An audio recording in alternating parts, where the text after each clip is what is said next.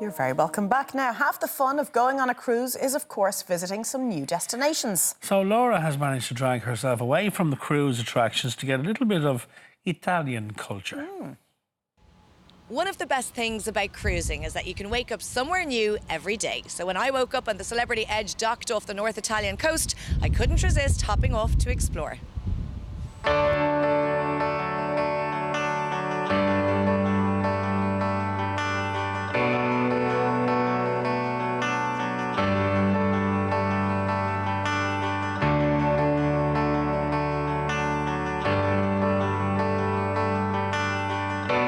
Marcella, you have brought us to the most picturesque town here in the northwest coast of Italy this morning, one of the Cinque Terre. Tell us about the region. Well, this is a very nice little area that was mainly developed starting from the year 1000. Can you imagine? And back in time, these people were just farmers, and they had to, struggle to find their way to survive in this, fantastic, but at the same time, kind of difficult way of living. So they've started to transform it little by little with their own hands, to the point that nowadays they have become what it is, in fact, a very popular area. It would have been very difficult going back a couple of hundred years with such a rugged area, a very mountainous region to survive. But in recent years, tourism has become extremely important. Exactly.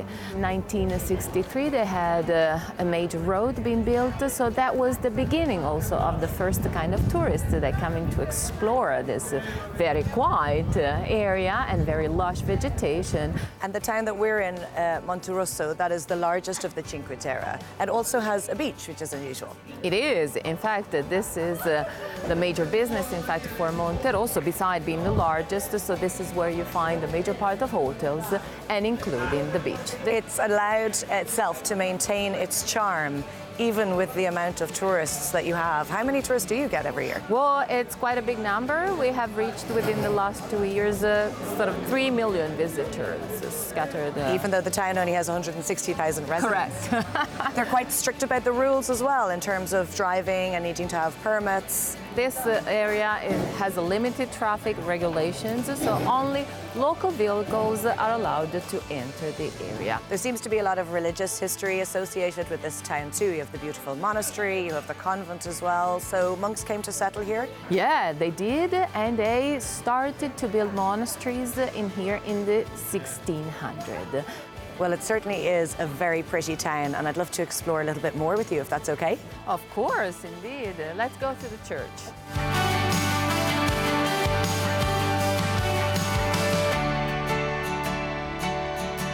Marcella, you spoke earlier on about the religious ties of this particular town, and we're standing in front of such a beautiful church now. Tell us about it. Yes, indeed. This was actually founded in 1307 when it was officially consecrated to St. John the Baptist, as we can see from the lunette. So you find the white marble from Carrara that was brought up to here from the sea by the Carrara mountain chain, the Apuan Alps. Meanwhile, the green is a very strong kind of metamorphic rock that was locally excavated, the so-called Serpentino. Behind you, you have a convent too. Well, it's actually a beautiful oratory dating back to the 1600s. In this case, we have a creepy symbol up there that is reminding us something kind of weird. And the symbol is in fact renowned as Memento Mori, which literally means remember that you have to die. Thank you so that's much. cheerful. But it's actually something that it reminds us is the skull smiling at you, telling you that though everyday life is numbered, there's a beginning and there's an end, but though what you encounter after is going to be the eternal and happy life. Very philosophical and deep. I like it.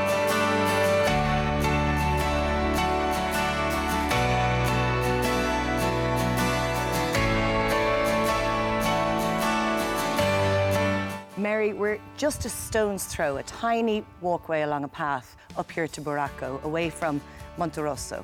And yet this is a little taste of paradise. It's so quiet. Tell us about it. Thank you so much. Buracco, of course, is a very special place. It's the biggest winery in all Cinque Terre. So we have a different kind of grapes. not only grapes, because we make even olive oil. We have lemon trees, so we production even limoncino. And we have even a little part of bees, so we make even honey. The typical wine in Cinque Terre is the white, of course. The white grapes and the white wine. The white grapes are the principal, the most important, are Bosco, Vermentino and Albarola. So the Cinque Terre wine is a DOP, denomination origin protection, because Buranco is inside the national park of Cinque Terre, and is a blend. Most important because you can try only in this area. And it's a very, very fantastic wine, even difficult to make, and even very long, about 3 years before ready to drink. Talk to us about using the olive trees that you have behind us here to make your beautiful olive oil. And then the lemons you've put to good use too. Yeah. We make a limoncino with our natural lemon. To make the limoncino, we use only the skin of the lemon. So I think that is the secret, because it's very clear. The olive oil is made with our olive. We have 19 types of Tajasca olive, different types. And the same day that we harvest, we press. Thank you very much for explaining all of this to us. No, thank you.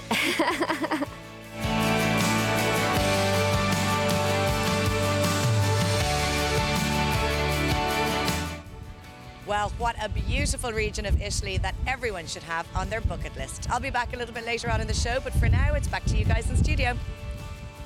Laura, enjoying la bella figura. Yeah. It's inspo, isn't it, to book a holiday? Just looking at the rolling hills of Italy and thinking... The vineyards. Yeah. How nice. We'll get there. Okay. Well, we'll see you again next week, Laura.